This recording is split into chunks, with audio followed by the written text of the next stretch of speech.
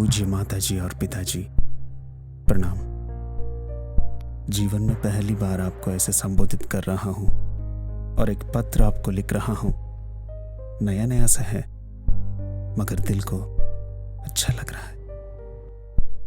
ये भी सच है कि दुख भी हो रहा है, साथ में ये आखिरी बार है, क्योंकि कल सुबह जब आप ये पत्र पढ़ रहे होंगे मैं इस दुनिया में नहीं रहूंगा।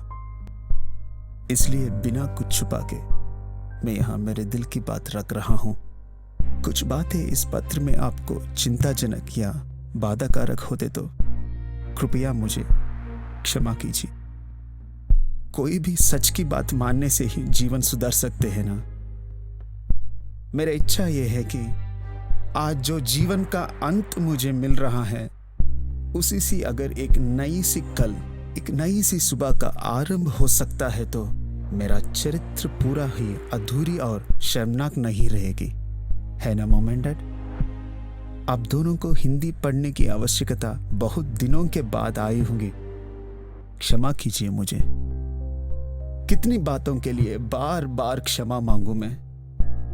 इसीलिए आगे केवल सच्चाई आपके सामने रखूंगा और ये कार्य से आप दोनों अगर क्रोधित या बाधा तप्त होते हैं मैं मजबूर हूं, क्षमा कीजिएगा।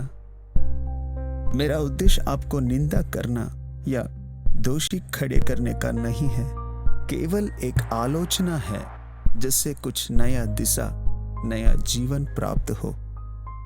मम्मी, 9 महीने मुझे आपके गर्भ में जो आपने पोसा है, पाला है, वो ही मेरे जीवन में आपके पास से मिला सुपोषक है।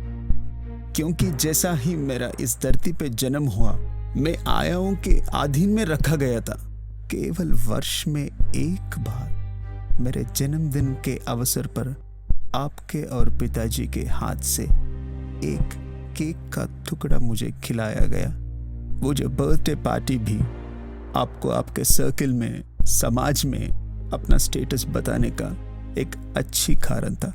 एक शाम रंगीन सा बिताने के लिए शुभ अवसर था और इस अवसर पर भी कितने बार पिताजी अपने व्यवसाय पर बांधे हुए नहीं भाग ले सके। उनके बिजनेस में बिजी थे मगर मैं कभी उनका बिजनेस नहीं बन सका था। हाँ, ये भी सच की बात है कि बहुत ही प्रेम करते हैं आप दोनों मुझसे, कोई अनुमान नहीं। लेकिन उस प्रेम से भी ज्यादा आपको अपना व्यवसाय और व्यवहार मुख्य थे और मैं नौकर और आयाओं के हाथों में पलता रहा। 6 साल के आयु में मैं 20 नौकरों का यजमानी था। मॉम, डैड, अब दोनों को बहुत अच्छा मालूम है कि एक यजमानी अपने नौकरों से कभी नहीं डरता, वो भी आपका पुत्र। बचपन से ही एक अच्छी पालना परवरिश जो हर एक व्यक्ति को अवसर है वो मुझे मिल नहीं पाया और मैं बिगड़ता बुरा बनते चले गया। मम्मी, आजकल जैसे हम देखते हैं हर व्यक्ति जल्दबाजी में रहता है।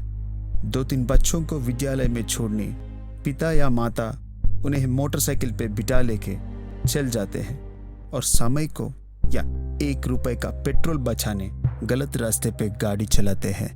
कभी सिग्नल भी तोड़ देते हैं, पकड़े गए तो रिश्वत देते हैं या अपना प्रामुख्यता दिखाने का मार्ग चुन लेते हैं। जरा सोचिए तो, नन्ही सी छोटी सी आयु से ही न्याय का और पाबंदियों को तोड़ने के बीच इन बच्चों पे उनकी ही माता पिता के द्वारा डाला गया तो इन बच्चों का जीवन आगे चल के बड़ा बनने के बाद कैसा रहेगा? और भी बड़े बड़े न्याय व्यवस्था और समाज को बाधाकारी व्यवहार में भाग लेंगे जिसका परिणाम हम सभी को बाधाकारी होगा। ये बच्चे कभी पूरा सही रास्ते पर चल नहीं पाएंगे, जिसका उदाहरण स्वयं मेरा जीवन है। और धीरे धीरे समाज में और देश में न्याय व्यवस्था और सामाजिक संतुलन का जीवन थप जाएगी। मम्मी, डैडी, ये सब बातें मैं कभी सोचा नहीं था और काश मुझे सिखाया जाता, सही दिशा बताया जाता तो आज मेरी जीवन 25 साल के आयु में ही खत्म ना होता या आपको अपना एक ही लौता बेटा खोना पड़ता। जो बच्चा 6-7 साल से ही अधिकार बताता, छोटे छोटे असत्य बोलता और दूसरों को कष्ट देने का कार्य करते रहता, वो बच्चा एक टीनेजर बनने के बाद आयु बढ़ते हुए बच्चे बच्चियों में बहुत से बदलाव आते हैं। कुछ नई सी अनुभव छाने लगते हैं और बड़ों ने जो कर दिखाए हैं वो अनुभव को प्राप्त करना चाहते हैं। माँ, अपने पास तो पैसों की कमी नहीं, मगर मध्य श्रेणी और गरीब परिवार के बच्चे, आपको पता नहीं हो सकता माँ, मैंने देखा है बच्चे जो chain snatching, mobile snatching, purse और सूटकेस स्नैचिंग के कारण यही है। अपने वासना को पूरे करने के लिए 2-3 दोस्त इकट्ठा होते हैं, एक दूसरे को भड़कता है, धैर्य देता है और प्रारंभ हो जाता है और चलते रहता है। और बच्चियां जिनको घर में सख्ती से रखते हैं मगर परिणाम नहीं सिखाया जाता, कॉलेज में दाखिल होती है, बॉयफ्रेंड को चुन लेती है, जिसके पास गाड़ी हो और खर्च करने के लिए के पैसा हो, जो घर में नहीं मिलता। पिज्जा हो या और कुछ हो, वो बाजार में मिलते हैं और साथ में कुछ कुछ हवस भी पूरे हो जाते हैं। ये आज का सच है। माता पिता के पास समय ही नहीं रहता है कि बच्चों के साथ बैठ के कुछ बातों को समझाने के लिए, आगे का मार्ग दर्शाने और साथ देने के लिए। कैसे सीखेंगे माँ? हमारा पीढ़ी का बड़ी समस्या यही है। पहले घर में नाना नानी दादा लोग होते थे और पूरा परिवार को एक मार्गदर्शिता मिलती थी और ये कमी को कवर अप करने के लिए पॉकेट मनी दिए जाते हैं, आवश्यकता से अधिक, वरना चोरी। और मेरे पास पैसों की कोई कमी नहीं थी और पैसा बेहिसाब जब रहा तो दोस्तों की हर वासना के लिए एक दोस्त। मगर माँ, एक अच्छा सा बदलाव लाने का अवसर मिला था अपन सभी को जब मैं अपनी एक नौकरानी की बच्ची पर अत्याचार कर रहा था। वो लोग शिकायत करने के लिए तैयार थे, आपके पैसा भी उन्हें नहीं चाहिए थे। तब आपने अपना अधिकार का दुरुपयोग करके वो लोगों को अपने शहर से ही बाहर करे थे। अगर तभी मुझ पर एक्शन लिया तो आज मैं यहाँ इस स्थिति में अपने आप को नहीं पाता था। ये 2 वर्ष जो जेल में बीता मुझे एक अच्छी अवसर दिए हैं ये बातें पूरे सोचने के लिए, और आपके ध्यान में नहीं आए हो सकता है, इसीलिए आपके सामने रख रहा हूं। और उस दिन जिसका परिणाम आज मेरा जीवन के आखिरी रात, बहुत बड़ी बारिश, उसके ऊपर बिजली जाने से अंधेरा, सड़क पर कोई नहीं थे। मैं और मेरे 3 दोस्त आवश्यक से अधिक शराब पिए हुए थे। किसी ने एक अकेली जा रही सी बच्ची को छेड़ा। वो बच्ची सख्ती से जवाब दी थी और हमारा पौरुष आगे आया। परिणाम बलात्कार, भयानक गंदी बलात्कार। वही नहीं समाप्त हुआ और एक दोस्त को बुलाए थे फोन से। ये नया दोस्त कमरे में जाने के थोड़ी सी समय में बिजली आई और मेरा दोस्त जो चिल्लाया माँ, आज तक मेरे कानों में गूंज रही है। अरे आकाश, ये मेरी बहन है रे, जिसके साथ तूने बचपन में खेला था और वो तुझे भी भैया बुला रही थी।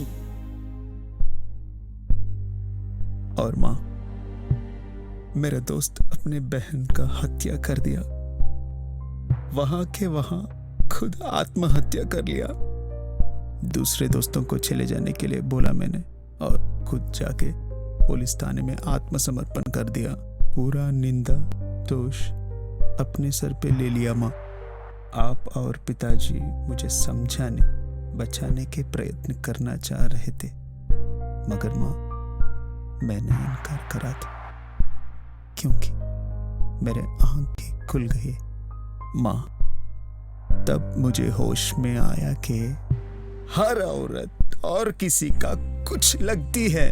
अब शेष जीवन में कोई पाप, कोई गलती नहीं करना चाह रहा था। माँ, थोड़ा सोचिए, अपना गौरव और प्रतिष्ठा हर एक का, हर नारी का भी होता है ना माँ। आखिरी में मेरा आपसे यही विनती है, आपके पास कोई कमी नहीं 10 अनाथ यतीम बच्चियों को अपने शरण में लेके मॉम एंड डैड उन्हें पालिए, पोषिए, उन्हीं में मुझे देख लीजिए, उनको एक नई सुबह दीजिए। अगर आपसे हो सकता आपके और भी दोस्तों को साथ लीजिए ताकि और भी जिंदगी सुधार सके।